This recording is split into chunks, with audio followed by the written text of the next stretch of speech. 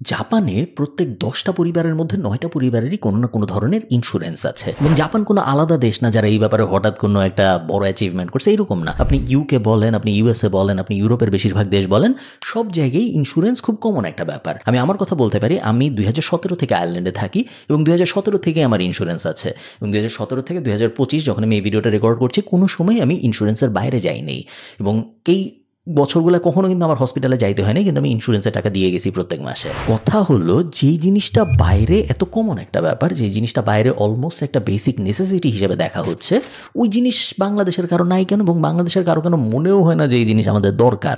আমি মোটামুটি নিশ্চিতভাবে বলতে পারি যে আপনার পরিবারের কারো কোনো ইন্স্যুরেন্স নাই, আমার পরিবারের বেশিরভাগ মানুষেরই ইন্স্যুরেন্স নাই এবং শুধু যে নাই তা না, ইন্স্যুরেন্স যে লাগতে পারে এই চিন্তাও আমাদের মাথার মধ্যে কখনো আসে নাই। কাহিনীটা কি? এই ভিডিওতে আমরা লাইফ ইন্স্যুরেন্সের ব্যাপারে যা কিছু আছে বাংলাদেশে সবকিছু একদম খুব ক্লিয়ারলি বোঝার চেষ্টা করব এবং এই ভিডিওর পরে আমরা একটা ডিসিশন নিতে চেষ্টা করব একসাথে যে আদৌ আপনার আমার লাইফ ইন্স্যুরেন্স নেওয়া উচিত নাকি। চলুন শুরু করা যায়। আজকের ভিডিওর স্পন্সর খুবই ন্যাচারাল ম্যাচ, সেটা হলো শান্তা লাইফ ইন্স্যুরেন্স।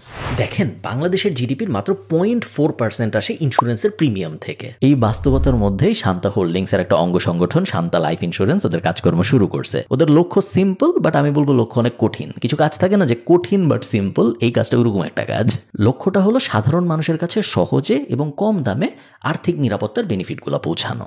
শান্তা লাইফের কিন্তু বিভিন্ন ইন্টারেস্টিং প্রোডাক্টস আছে, আপনার ওদের ওয়েবসাইটে গেলে দেখবেন। যেমন ধরেন, সন্তানের শিক্ষা নিশ্চিত করার জন্য আছে চাইল্ড এডুকেশন প্ল্যান। নিরাপদ এবং নিয়মিত যদি আপনি সঞ্চয় করতে চান তাহলে এন্ডাওমেন্ট প্ল্যান আছে একটা। ইনোভেটিভ 3 পেমেন্ট, 4 পেমেন্ট এবং 5 পেমেন্ট প্ল্যানও আছে, যেগুলা আপনাকে আপনার পলিসির সময়কালে নির্দিষ্ট সময় পর পর অর্থ দিবে। এছাড়াও শান্তার সহযোগী বীমা হিসেবে অ্যাক্সিডেন্টাল কাভারেজ ও ক্রিটিক্যাল প্রোটেকশন আপনাকে দিবে খুব অল্প প্রিমিয়ামের বিপরীতে বীমা চলাকালীন সময়ে বেশ ভালোই একটা প্রোটেকশন।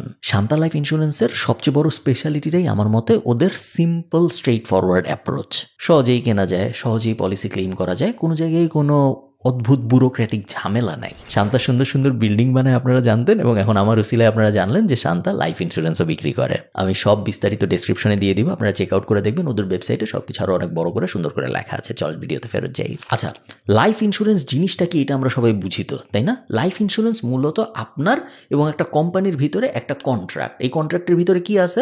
আপনি ওই কোম্পানিকে নির্দিষ্ট সময় পর পর একটা টাকা দিবেন, যেটাকে আমরা এই দুনিয়ায় বলি প্রিমিয়াম, এবং এর বদলে আপনার যদি কিছু একটা হয়ে যায় তাহলে এই কোম্পানি আপনাকে অনেক টাকা দিতে বাধ্য থাকবে। আপনার ফ্যামিলিকে ওই টাকাটা বুঝাই দিবে। প্রথমেই আপনার যে ব্যাপারটা বুঝতে হবে সেটা হলো, লাইফ ইন্স্যুরেন্স কিন্তু কোনো ট্র্যাডিশনাল ইনভেস্টমেন্ট না।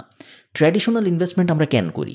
ট্র্যাডিশনাল ইনভেস্টমেন্ট আমরা করি যেন কিছুদিন পর পর আমার কাছে রিটার্ন আসে, অথবা অনেক দিন কোনো রিটার্ন আসবে না। ধরুন আমি জমি কিনছি, অনেক দিন কোনো রিটার্ন আসবে না, কিন্তু 10 বছর পরে আমি যখন ওটা বিক্রি করে দেবো তখন আমার একবারে অনেকখানি রিটার্ন আসবে। ওগুলো হলো ট্র্যাডিশনাল ইনভেস্টমেন্ট। বাট আমি যখন একটা ইন্স্যুরেন্স কিনতেছি, ইন্স্যুরেন্স কিন্তু আমি ইমিডিয়েট কিছুদিন পর পর টাকা ফেরত পাবো এই জন্য কিনতেছি না। লাইফ ইন্স্যুরেন্স করা হয় মূলত আমার যদি কিছু হয়ে যায় তাহলে আমার ফ্যামিলি, আমার বউ, আমার বাচ্চা কাচ্চা, আমার জামাই, আমার বাপ মা, এরা যেন ঠিক থাকে এই জন্য। আমি মনে করি লাইফ ইন্স্যুরেন্স সবচেয়ে বড় যে বেনিফিটটা দেয় সেটা হলো সময়ের সুবিধা। এটা আমি একটু ভেঙে বলি তাহলে আপনাদের বুঝতে সুবিধা হবে। যখন একটা পরিবারে কোনো অ্যাক্সিডেন্ট ঘটে তখন খুব বাজে একটা ব্যাপার হয়। ধরুন ওই পরিবারের কর্মক্ষম ব্যক্তির সাথে যদি কোনো অ্যাক্সিডেন্ট হয়, তখন সেই পরিবারের বাচ্চাদের স্কুল থেকে শুরু করে বয়স্ক বাবা মায়ের চিকিৎসা সব কিছুতেই ইমিডিয়েটলি একটা বিপদ নেমে আসে। এই মানুষগুলার একটু সময় দরকার হয় সব কিছু আবার নতুন করে গোছানোর জন্য, এবং স্কুলের বেতন বা বাজারের খরচ এগুলো তো অপেক্ষা করে না, এগুলো ইমিডিয়েটলি লাগে। সো সময়টা পাওয়া যায় না। লাইফ ইন্স্যুরেন্স যে ব্যাপারটা করে, ওই লাইফ ইন্স্যুরেন্সে যে টাকাটা পাওয়া যায় সেই টাকাটা এই পরিবারটাকে 2 বছর, 5 বছর, 10 বছরের একটা টাইম দেয় যে আপনার স্কুলের বেতন বন্ধ হয়ে যাবে না, আপনার বাজার করার সমস্যা হবে না, আপনার হসপিটালের বিল বন্ধ হয়ে যাবে না, আপনি আস্তে আস্তে আবার আপনার লাইফ গুছান, আপনি যেন আগামী 5 বছর চলতে পারেন বা আগামী 10 বছর চলতে পারেন, ওই জন্য এই টাকাটা আপনি এখন ইউজ করতে পারেন। সো এইভাবে কেউ দেখে না, বাট আমার মতে লাইফ ইন্স্যুরেন্সের মেইন বেনিফিটটাই এটা পরিবারটাকে সময় দেয় সবকিছু আবার গোছানোর জন্য। আচ্ছা, ইন্স্যুরেন্স কিন্তু ওই এক ধরনেরই হয় না, বিভিন্ন রকমের ইন্স্যুরেন্স হয়। হসপিটাল কাভারেজ খুব কমন একটা ইন্স্যুরেন্স, মেডিকেল ইন্স্যুরেন্স, যেটা অনেক মানুষ করে। মেডিকেল ইন্স্যুরেন্স কিন্তু 2 ধরনেরই হয়, আইপিডি, ওপিডি। সো আপনি হসপিটালে গেছেন, একটা চিকিৎসা নিয়ে বের হয়ে আসছেন, ওটার জন্য ইন্স্যুরেন্স হয়। আবার আপনি হসপিটালে ভর্তি হয়েছেন, ওটার জন্য আলাদা ইন্স্যুরেন্স হয়। যেইভাবে ক্রিটিক্যাল ইলনেসে পড়তেছে মানুষজন, আমার কাছে পার্সোনালি বেশ বড় একটা রিস্ক মনে হয় যদি ইন্স্যুরেন্স না থাকে কারো। আবার দেখুন, যেহেতু মানুষের লাইফ এক্সপেক্টেন্সি বাড়ছে, দেখেন আমি রিটায়ার করবো 60 বছর বয়সে, কিন্তু লাইফ এক্সপেক্টেন্সি কিন্তু 74। এই 14 বছর বয়সের লাইফ স্ট্যান্ডার্ড মেনটেন করে চলারও কিন্তু বিভিন্ন ধরনের ইন্স্যুরেন্স আছে। এখন আপনি আমাকে বলতে পারেন যে ইন্স্যুরেন্স যদি এত মধুই হয় তাহলে বাংলাদেশের সবাই ইন্স্যুরেন্স কিনে না কেন? এখানে আমার কিছু অবজারভেশনস আছে এই ইন্ডাস্ট্রিটার ব্যাপারে। 1 নম্বর অবজারভেশন হলো, মানুষ বাংলাদেশে পুশ সেলিং পছন্দ করে না। একজন আপনার দরজায় হঠাৎ করে নক করা বা একজন আপনাকে ফোন দিয়ে বললো যে ভাই ইন্স্যুরেন্স কিনেন, ভাই ইন্স্যুরেন্স কিনেন, না আপনার কিনতেই হবে, কিনবেন না কেন, আগামী সপ্তাহে আসবো নাকি, পুশ সেলিংয়ের কনসেপ্টটা বাংলাদেশের মানুষ ঠিক পজিটিভলি নেয় না।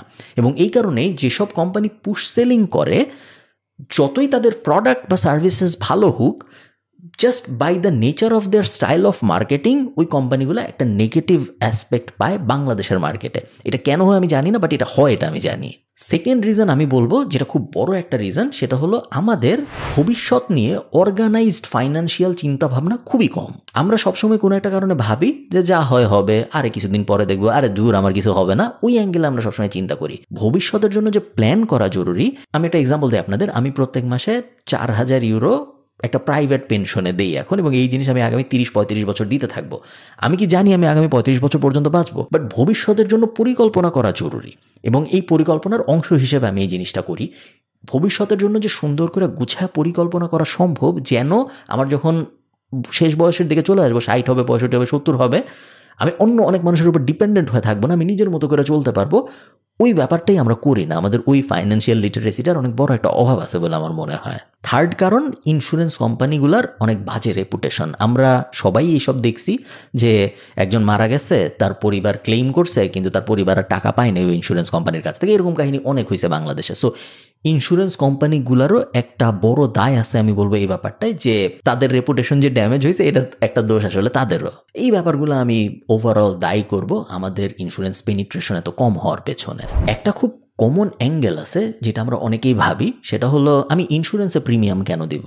আমি এর বদলে ইন্স্যুরেন্সের প্রিমিয়ামে যে 2000 টাকা দিতাম, সেই 2000 টাকা আমি ব্যাংকে যায় জমাই, একটা ফিক্সড ডিপোজিট করি, একটা সঞ্চয়পত্র করি, একটা ডিপিএস করি, এবং তারপরে আমি মাসে মাসে 2000 টাকা করে ওই ব্যাংকে দিতে থাকবো। যখন ইচ্ছা আমি টাকা উঠাইতে পারবো, ওর উপর আবার ইন্টারেস্টও আসবে, সেই ইন্টারেস্টের টাকাও আমি পাবো, লাভ আর লাভ। বাট ব্যাপারটা আসলে ওইরকম না। পুরা জিনিসটায় যে বেসিক সমস্যাটা আছে সেটা হলো আপনি ধরেই নিছেন যে আপনি প্রত্যেক মাসে এই জিনিস করতে পারবেন। But insurance is a safety net. Insurance আপনি তখনই নেন যাতে করে আপনি প্রত্যেক মাসে এই 2000 টাকা দিতে না পারলেও আপনার কোনো ফাইন্যান্সিয়ালি প্রবলেম না হয়। আপনি যদি পারেন তাহলে তো খুবই ভালো, বাট যদি আপনি না পারেন সেই ক্ষেত্রে যেন সমস্যা না হয়, ওইখানেই ইন্স্যুরেন্স ব্যাপারটা আসে। আচ্ছা, একটা কমন প্রশ্ন চলেন আমরা একসাথে অ্যাড্রেস করি, সেটা হলো কার আসলে ইন্স্যুরেন্স নেওয়া উচিত? আমার সহজ উত্তর হবে, আপনার যদি মনে হয় আপনার লাইফ অন্য মানুষের জন্য ফাইন্যান্সিয়ালি ভ্যালুয়েবল, শুধুমাত্র তাহলেই আপনার ইন্স্যুরেন্স নেওয়া উচিত। আমি একটু উদাহরণ দিই। আপনি যদি এরকম কেউ হন যে টাকা আয় করে এবং সে একা না, এতিম না, তার উপরে মানুষজন ডিপেন্ডেন্ট, তাহলেই আপনার জন্য ইন্স্যুরেন্স অ্যাপ্লিকেবল। যদি তা না হয়, সেই ক্ষেত্রে আপনার ইন্স্যুরেন্স নেওয়া না নেওয়া কিছু যায় আসে না। সো আমি বলবো আপনি না নিলেই ভালো। আরেক ধরনের মানুষের জন্য ইন্স্যুরেন্স দরকার নাই বলে আমার মনে হয়, সেটা হলো যারা আলট্রা বড় লোক। মনে করেন আপনার ব্যাংকে অলরেডি 25 কোটি টাকা আছে, এখন ইন্স্যুরেন্সের থেকে আরও কিছু টাকা আসবে, ওই টাকা দিয়ে আপনার পরিবার কী করবে? তার কাছে অলরেডি 25 কোটি টাকা আছে, যেটা সে নমিনি। সো আপনার জন্য ইন্স্যুরেন্স নেওয়া না নেওয়া তেমন কোনো মেজর ডিফারেন্স আছে বলে আমার মনে হয় না। আপনি না নিলেও হবে। ইন্স্যুরেন্স মূলত দরকার মধ্যবিত্ত বাঙালির, কারণ সবচেয়ে বড় বিপদে এই মধ্যবিত্ত বাঙালিরাই পড়ে। আচ্ছা, মনে করেন আপনি ঠিক করছেন আপনি ইন্স্যুরেন্স নেবেন।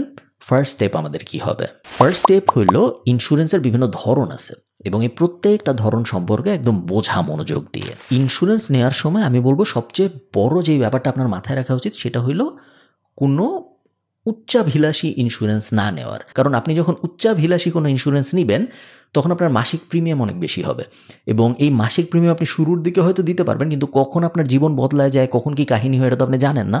সো এমন যেন না হয়ে যায় যে অতি লোভে আমি বড় প্রিমিয়ামওয়ালা একটা জিনিস নিলাম, তারপর 2 বছর দিয়ে আর প্রিমিয়ামই কন্টিনিউ করতে পারলাম না, আমার আমও গেল ছালাও গেল। ওই সিচুয়েশনে আমরা যেন না যাই। ইন্স্যুরেন্স কিন্তু একটা সেফটি নেট, সেফটি নেট থাকতে হবে, বাট সেফটি নেট যে অসংখ্য একদম বিশাল বড় একটা সেফটি নেট হইতে হবে ওটা জরুরি না। সো আমি বলবো খুব বুঝে শুনে নেবেন যেন আপনার প্রিমিয়াম খুব বেশি না হয়। আইডিয়াল হইল এমন একটা প্রিমিয়াম সিলেক্ট করা যেটা প্রত্যেক মাসে দিতে আমার গায়ে লাগবে না, আমি টেরও পাবো না এটা চলে যাচ্ছে, এবং এটা চলে যাওয়া আমার রেগুলার লিভিং স্টাইলে কোনো পরিবর্তন আসবে না। আচ্ছা, ইন্স্যুরেন্স কোনটা নেবেন এবং কীরকম প্রিমিয়াম দিবেন এটার বিষয়ে আপনার যখন একটা বেসিক আন্ডারস্ট্যান্ডিং হয়ে যাবে, পরের স্টেপ হবে কোনো একটা এক্সপার্টের সাথে কথা বলা। আপনি আপনি যদি Shanta life insurance for example ওদের ওয়েবসাইটে যান, সেই ক্ষেত্রে আপনি দেখবেন যে ওয়েবসাইটে এক্সপার্টদের সাথে কথা বলার অপশনস আছে, ওখান থেকে আপনি সিলেক্ট করতে পারেন, আপনি সরাসরি চলেও যেতে পারেন, কোনো সমস্যা নাই। মূল কথা হলো একজনের সাথে কথা বলা এবং তারপরে ঠিক যেভাবে ব্যাংকের অ্যাকাউন্ট খুলে ওইভাবে ইন্স্যুরেন্সের অ্যাকাউন্টও খুলতে হয়, নমিনির ডিটেল দিতে হয়, এনআইডি দিতে হয়, ফর্ম ফিল আপ করতে হয়, তেমন কোনো জটিল ব্যাপার না। আপনি খুব সহজেই একদিনের কয়েক ঘন্টা করে ফেলতে পারবেন ব্যাপারটা। একটা ব্যাপার আমি আপনাদেরকে একটু মনে করাই দিই, এই ব্যাপারটা করা জরুরি। যেই দিনই আপনি ইন্স্যুরেন্স নেবেন, লাইফ ইন্স্যুরেন্স, আপনি বাসায় আসবেন, বাসায় এসে যিনি ওই ইন্স্যুরেন্সের বেনিফিশিয়ারি, সো আপনার হাজব্যান্ড, আপনার ওয়াইফ, আপনার বাচ্চা কাচ্চা, যেই ওটার বেনিফিটটা পাবে, তাকে আপনি পুরো ডিটেলটা বুঝাবেন মনোযোগ দিয়ে। মনোযোগ দিয়ে বোঝানো বলতে কি বুঝাই, কিভাবে, কোথা থেকে ইন্স্যুরেন্স নিছেন আপনি, কত টাকা আপনি প্রিমিয়াম দিবেন, উনি কিভাবে আসলে এই টাকাটা ক্লেইম করবে, কোথায় ওনার যাইতে হবে, কোন ফর্ম ফিল আউট করতে হবে, সব কিছু আপনি বুঝাবেন মুখে। এবং এই জিনিস শুধু যে ইন্স্যুরেন্সের জন্য করতে হবে এটা আমি বলি না, এটা আপনার ফিক্সড ডিপোজিটের জন্য খুব খুব ইম্পর্ট্যান্ট। আপনি যদি cryptocurrency, stock market, bond market এইসব জিনিসে থাকেন, প্রত্যেকটার জন্য এরকম ক্লিয়ার একটা ফাইল থাকা অত্যন্ত জরুরি। আমি নিজে দেখছি অনেক মানুষজন অনেক টাকা ক্রিপ্টো মার্কেটে ছিল, বাট ওয়ালেট অ্যাড্রেস এই শেয়ার ব্যাপারে তার ওয়াইফের কোনো ধারণা নাই, পুরাটাই নাই হয়ে গেছে। আপনার সাথে যেন এরকম কোনো না কোনো সিচুয়েশনে একদমই না হয়।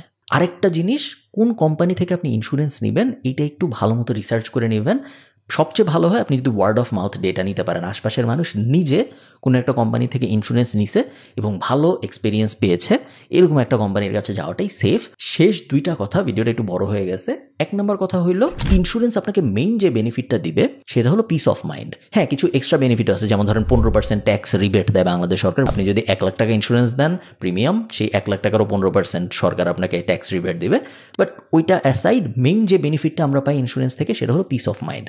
কালকে যদি আমার কিছু হয়ে যায় তাহলে আমি জানি যে আমার পরিবার অ্যাটলিস্ট এত টাকা পাবে যাতে তার আগামী 5 বছর কোনো চিন্তা করতে না হয়, ফাইন্যান্সিয়ালি আমি চলে গেছি ওই ব্যাপারটায়। ওইটা এই পিস অফ মাইন্ড দিয়ে আপনি এখন কী করবেন, পিস অফ মাইন্ড দিয়ে আপনি কিন্তু শুয়ে থাকবেন না।